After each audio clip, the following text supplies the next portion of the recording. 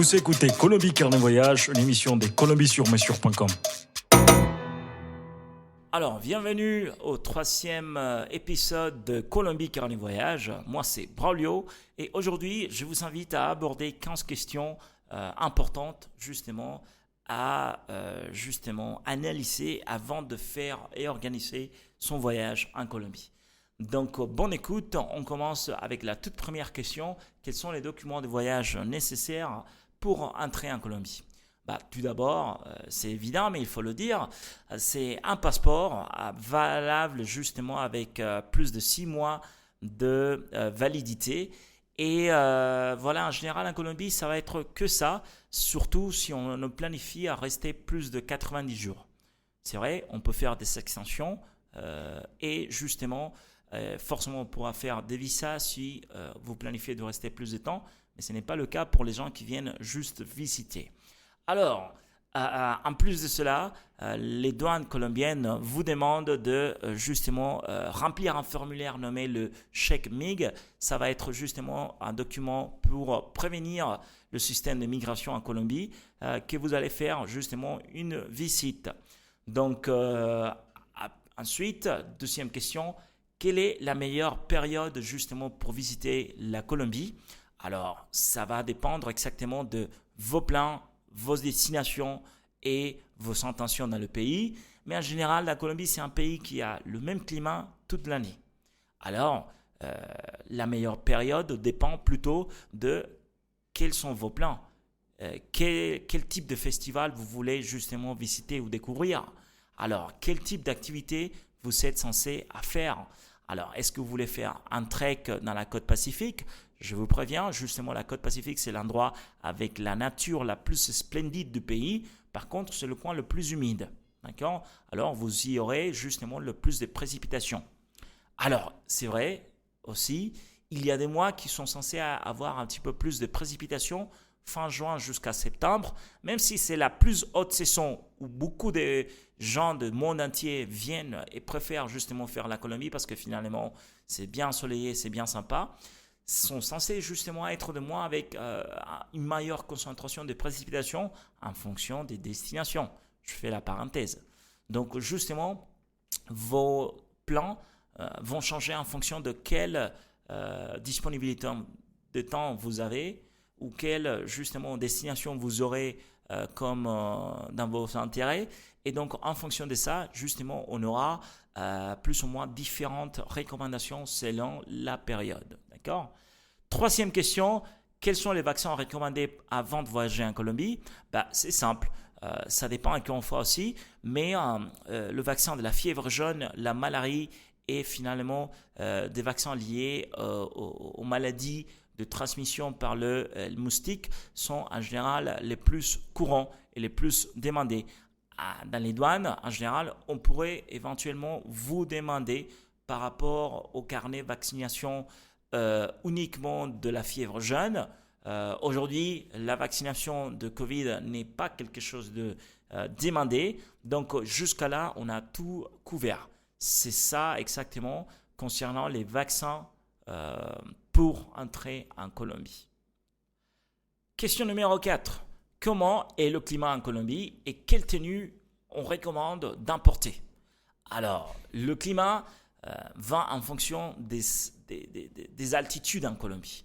Ce n'est pas du tout la même chose justement de me trouver à Bogota à plus de 2600-2700 mètres, voire 3000 concernant le niveau de la mer. Et puis, ce n'est pas du tout la même situation de me promener. Question numéro 4. Comment est le climat en Colombie et quelle tenue on recommande d'importer ? Alors, vous le comprenez bien, ce n'est pas du tout la même chose me promener, flâner un petit peu dans les ruelles de Carthagène, au bord de la mer, que me promener ou faire une visite en vélo un jour de pluie à Bogota à plus de 2700 mètres. Alors, tout dépend de l'altitude, tout dépend des destinations.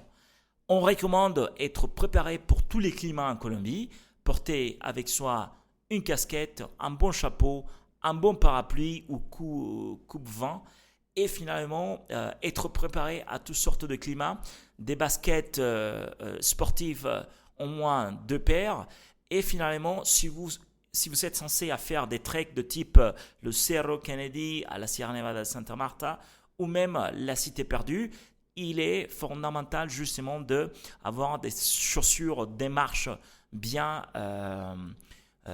qui tiennent bien finalement pour ce type d'activité. D'accord. Autrement, justement, à Medellín, par exemple, le climat est très frais. Ça pourrait monter finalement jusqu'à plus ou moins 32 dans le midi. Et finalement, il pourrait justement être un petit peu venteux si on va faire des promenades bateau dans le village à côté, à Guatapé.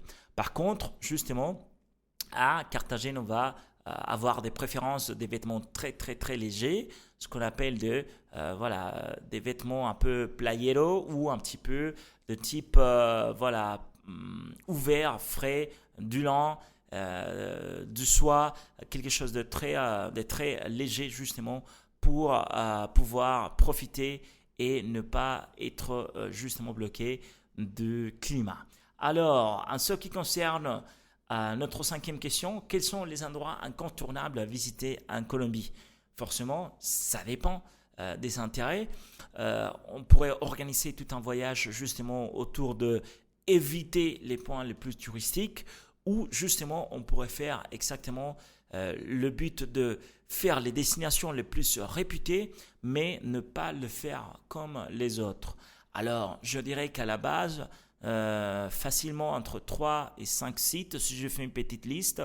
Forcément, en arrivant à Bogota, le musée de l'or, c'est quelque chose de très imposant, de très important et esthétiquement, ça permet d'apprécier justement le travail d'orfèvrerie des premiers peuples. Puis, justement, si on parle de la sonde des montagnes, la sonde des Andes, la sonde peut-être la sonde des cafés, c'est rendre à une plantation de café pour rencontrer une famille et faire forcément une activité de rencontre chez l'habitant où on pourra justement connaître ce produit si colombien est quelque chose de très très très beau et sympa à faire, surtout quand on arrive à trouver une plantation qui ne se sera pas comme les plantations les plus commerciales, ça ne va pas être dans le top 5 de TripAdvisor, donc justement ça sera quelque chose de très sympa, de très joli. Et finalement des activités de plage flânée ou farniente justement dans les côtes Caraïbes ou Pacifique, c'est quelque chose absolument à faire en Colombie, vu qu'on pourrait même profiter d'un niveau de luxe incroyable, manger justement des poissons, des langoustes ou même des ceviches complètement frais et à des prix complètement abordables et dans des cadres très très très bien organisés sans absolument passer par les ressorts ou les plages les plus réputées de la plupart des voyagistes. Question numéro 6, concernant la sécurité, comment justement est cette affaire-ci particulière en Colombie? Comment ça se passe la sécurité en Colombie? Est-ce que c'est safe? Quelles sont les précautions à prendre? C'est un petit peu simple. C'est un peu comme aujourd'hui, utiliser le bon sens dans la plupart des destinations touristiques en Colombie. C'est très facilement faisable en gardant justement quelques précautions à justement ne pas montrer des grandes sommes de liquide en public, justement éviter l'utilisation de téléphone portable très tard la nuit et surtout justement respecter un peu les normes locales. Si je vois personne d'autre que se promène dans un certain quartier, dans une ruelle en particulier à une telle heure, justement je ne veux pas exactement le faire. Donc c'est quelque chose d'élémental. Et puis concernant justement les destinations un petit peu plus remotes, un petit peu plus à l'écart, ça va être justement aller dans le cadre justement d'un voyage organisé, surtout pour éviter des mauvaises surprises. Qu'est-ce que je veux dire pour mauvaise surprise? Justement, c'est trouver par exemple dans un trek où justement on pourra se perdre, justement se mettre à risque ou peut-être même se faire finalement tomber dans un endroit indésirable juste pour ne pas suivre les normes ou les recommandations locales. Mais en général, justement, des points concernant la sécurité en Colombie, ce n'est pas du tout comme il y a 20 ans où justement on avait beaucoup de centres, beaucoup de destinations marquées comme zone rouge. Forcément aujourd'hui, avec facilement pouvoir s'y rendre avec un bouquin de type nous on recommande le guide de Gallimard ou le guide de Routard, ça va permettre forcément à bien organiser un petit peu ses activités ou justement tout simplement passer par un organisateur local, une agence locale, un voyagiste local. Ça permet justement de faire des activités un petit peu moins touristiques, réputées, sympas, dans un superbe cadre, mais justement pas si touristique. Question numéro 7, quelle est la monnaie locale et où peut-on échanger de l'argent? C'est simple, finalement, dans la plupart des grandes villes, on aura différents moyens de faire le changement. En général, on va organiser un séjour de 2 ou 3 semaines, voire 4. Et d'habitude, on pourra justement faire le change tout en arrivant un tout petit peu, une cinquantaine d'euros à l'aéroport de Bogota, histoire d'avoir un peu le moyen de c'est payer le dîner, c'est payer justement un taxi et ne pas se trouver sans des pesos parce que c'est très difficile souvent à pouvoir payer justement avec des dollars ou avec des euros, même si forcément la plupart des endroits les plus réputés auront la possibilité d'accepter la carte. Je veux dire notamment le quartier un peu international de Bogota, près de la place 93, de la rue 93 ou le quartier de la Candelaria, ou justement attendre un petit peu jusqu'à ce qu'on pourra faire une visite organisée et dans le quartier de la Candelaria, on aura le moyen de faire et comparer justement et consulter dans différents bureaux d'échange et faire le change très facilement dans le centre-ville d'abord de Bogota, puis ensuite dans le quartier Poblado, je recommanderais facilement le mall Oviedo ou le centre commercial dont la plupart des gens vont justement passer pour faire le changement si on loge au sud de la ville. Et forcément, dans la grande ville, la vitrine touristique du pays, Carthagène, à la fin de séjour en général, on pourra simplement organiser dans le quartier de Getsemani ou dans le quartier de la vieille ville, trouver et également consulter différents bureaux avant de justement décider de faire le change. Comme recommandation, si vous préférez faire justement de retrait d'argent dans les distributeurs, la banque Davivienda, c'est complètement faisable. C'est en général la recommandation. Et concernant l'échange de l'argent, c'est un petit peu ce qu'on a à dire. Soit dans les grandes villes, Bogota, Medellín, Cali et finalement Carthagène. Et puis, quels sont les moyens de transport disponibles pour se déplacer en Colombie? Ça sera notre 8e question. C'est un peu complexe, justement parce qu'en Colombie, je peux me faire facilement une vingtaine de minutes pour me déplacer entre Medellín et Bogota. Et par contre, si je décide de le faire en voiture, ça dépend du conducteur, ça dépend de connaissance des routes, ça dépend de l'état des routes, ça dépend des travaux. Mais en général, je pourrais faire entre 12 et 16 heures facilement. Donc, ça va dépendre aussi si je pars en voiture de location, si j'ai un conducteur guide ou si finalement j'ai justement un bus public. Donc en général, qu'est-ce qu'on organise pour nos clients? Finalement, on a le moyen de faire des déplacements de moins de 4 heures la journée et justement avec des jolis cadres, des jolis petits stops qu'on pourra justement organiser afin d'éviter les déplacements un petit peu trop fatigants. Et donc c'est quelque chose de complètement faisable lorsqu'on peut justement lorsqu'on préfère justement anéantir un peu son impact environnemental et éviter les vols. Mais sinon, en général et d'habitude, beaucoup de personnes préfèrent optimiser de ce côté leur temps et justement se faire des vols entre justement ces destinations prédilectes dans le pays. Aussi, c'est vrai que les bus et les cars sont en général disponibles dans la plupart des destinations. Les terminals de bus auront le moyen de vous proposer des bus un petit peu ce qu'on appelle les collectivos pour faire justement des voyages à 4 ou 5 dans une petite bus, dans une petite voiture. Et aussi des bus à forcément 60 personnes qui proposent ou de chaises un petit peu moins confortables ou vraiment ce qu'on appelle les poltronas. Ça veut dire un petit peu des chaises beaucoup plus confortables. Ça sera quelque chose disponible aussi dans la plupart des grandes villes, des grandes destinations et pour les routes les plus réputées. D'accord? Donc, on aborde, si vous voulez, donc, la question numéro 9. Quelles sont les spécialités culinaires à ne pas manquer? Donc, en Colombie, c'est vrai que si notre tradition gastronomique est un petit peu basique, ça veut dire, quand je dis basique en Colombie, ça veut dire très basé sur les soupes et finalement les choses frites.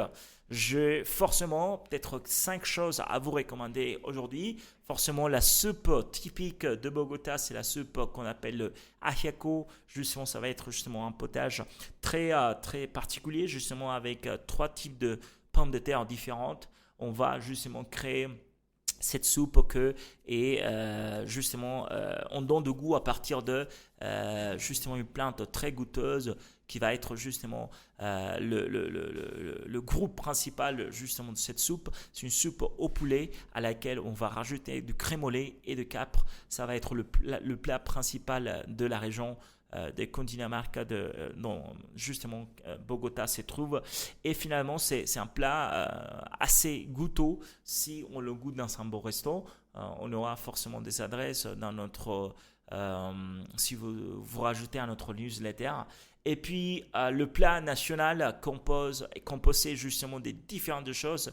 Beaucoup de Français, beaucoup de francophones l'appellent justement une bombe de cholestérol parce que justement, il y aura la saucisse de porc, la viande hachée, les haricots rouges, le riz, un peu de banane à plantain, des avocats, un œuf frit et forcément la quenne du porc qui justement représente un repas paysan, un repas typique et qu'aujourd'hui on pourra goûter un petit peu de partout.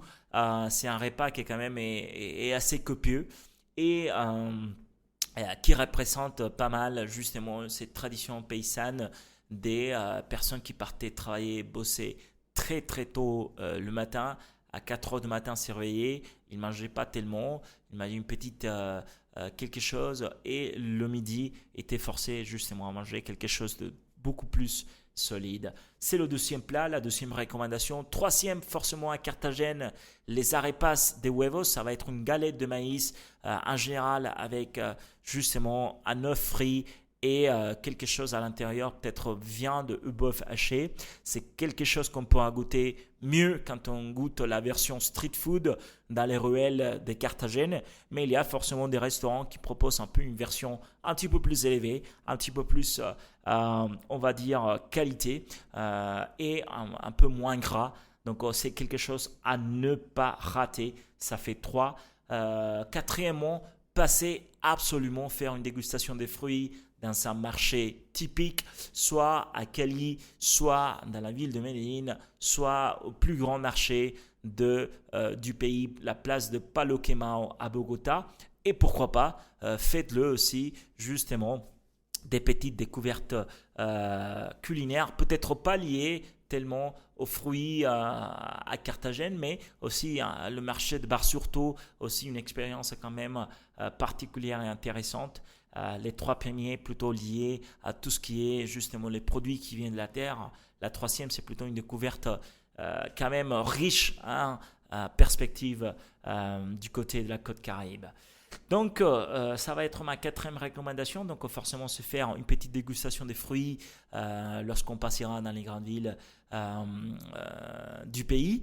Et finalement, 5e, je dirais que en tant que dessert, justement, si on va goûter quelque chose de local de typique, forcément la pâte de fruits ou le fameux et le très réputé bocadillo, c'est quelque chose à goûter, c'est simple, c'est sucré, par contre c'est la pâte de goyave est forcément une partie importante de notre identité vu que voilà, forcément les cyclistes en Colombie, les cyclistes comme Egan Bernal qui a gagné le Tour de France récemment, c'est le type de boost d'énergie qu'ils vont faire lorsqu'ils sont en course. Donc voilà nos 5 recommandations, nos spécialités culinaires à recommander et à ne pas manquer lorsque vous êtes en Colombie. Question numéro 10, comment est l'accès à l'internet et la communication en Colombie? Très simple, pour la plupart des restaurants, des hôtels vont vous proposer justement l'accès à l'internet dans les principales destinations. Dans les coins remotes, ainsi touristiques aussi et des grandes valeurs, comme San Agustin, comme peut-être le chemin entre San Agustin et Popayan, forcément on aura beaucoup moins d'internet. Lorsqu'on sera justement en plantation ou un grand trek, par exemple dans la cité perdue, ou justement dans la zone de Minca au nord du pays, ou même à la Guajira, forcément dans la péninsule nord du pays, les accès à la communication sont beaucoup moins évidents. La recommandation est toujours d'arriver au pays et s'acheter une carte SIM, ça va permettre justement la communication. Et puis en général, oui, voilà, c'est tout à fait facile et abordable. Une carte SIM, ça pourrait faire 3 euros et justement un forfait prépayé, ça pourrait représenter plus ou moins 6 ou 7 euros pendant 30 jours. 10 gigaoctets justement des connexions, c'est quelque chose de très abordable. Numéro 11, y a-t-il des coutumes locales ou des comportements à connaître? Oui, un peu la conduite à la colombienne, forcément c'est un petit peu moins strict, c'est quelque chose justement à avouer, à reconnaître. Et puis justement, concernant par exemple les tips, chaque restaurant ou chaque service de type, on va dire, guide, visite, on s'attend un petit peu justement à 10% que en général est implicite. On va peut-être pas le demander ou peut-être oui, mais en général justement en ce qui concerne la restauration, lorsqu'on va manger à l'extérieur, donc forcément le serveur doit vous poser la question en général et donc ça c'est un deuxième comportement à considérer, la conduite, le tips. Et finalement, je pourrais facilement parler de la curiosité. Le Colombien en général va s'introduire dans votre conversation, va vous poser des questions, va vous sourire. C'est quelque chose de normal et très très très colombien. Numéro 12, quels sont les coûts moyens de la vie pour un touriste qui se rend en Colombie? En général, ça dépend du budget, mais on pourrait parler facilement de justement 3 dizaines, même 40 euros par jour. Quelqu'un qui voyage un budget backpacker qui reste dans des auberges de jeunesse à 8-10 personnes par chambre ou justement monter jusqu'à facilement quelques centaines d'euros pour quelqu'un qui reste dans des hôtels justement très confortables, des hôtels boutiques, des hôtels beaucoup plus à l'aise et quelqu'un qui part justement goûter de la vraie gastro colombienne dans les meilleurs restaurants de Bogota, Medellín et Carthagène et peut-être qui rajoute aussi des activités de type rafting, des activités de type vol en hélicoptère ou quoi que ce soit un petit peu plus. Toutes les activités de luxe un peu sont disponibles en Colombie. D'accord? Question numéro 13, quelles sont les activités des plein air populaires et les sports à essayer? Forcément, beaucoup des gens qui viennent au pays se trompent et considèrent que le football ou le vélo sont les sports nationaux. Et par contre, non. Ça va être justement les sports les plus populaires et on vous encourage à le faire, soit à Bogota, soit à Carthagène, soit même dans des destinations un petit peu plus à l'écart comme San Agustin, comme Santa Fe d'Antioquia, même justement à la côte Pacifique, c'est possible justement de faire des activités comme la plongée, comme justement des activités physiques un petit peu plus différentes. Mais le sport national sera plutôt quelque chose, un sport qui consiste à jeter justement une structure métallique envers justement une espèce de boîte qui va avoir à l'intérieur des pétards et le but sera de les faire exploser. C'est le sport national, le Tejo, et on vous encourage justement à le faire et à le découvrir dans la plupart des destinations des grandes villes et aussi des petits villages. On aura le moyen de y accéder. Et finalement, on va aborder les 2 dernières questions. Y a-t-il des événements ou festivals locaux à prévoir? La réponse courte, elle est oui. On a énormément de festivals à faire. Et la réponse longue, oui, c'est peut-être essayer la Feria de las Flores à Medellín, le Carnaval à Barranquilla ou la Feria de Manizales, justement liée au sujet de la tradition des chevaux et justement la tradition typique des paysans. Forcément, pour ceux qui aiment voilà, les festivals musicaux de type Rock al Parque à Bogota, Petronio Alvarez à Cali, donc énormément de festivals en Colombie, on fait la fête pour tout et pour rien. Et forcément, dans chaque petit village, il y aura en général des sessions très très très intéressantes pour organiser son voyage. Et pourquoi pas, voilà, forcément l'époque de Noël ou l'époque de justement début de l'année pour les plus importantes fêtes du pays. Pour finir justement, question numéro 15, comment peut-on rester en bonne santé pendant le voyage?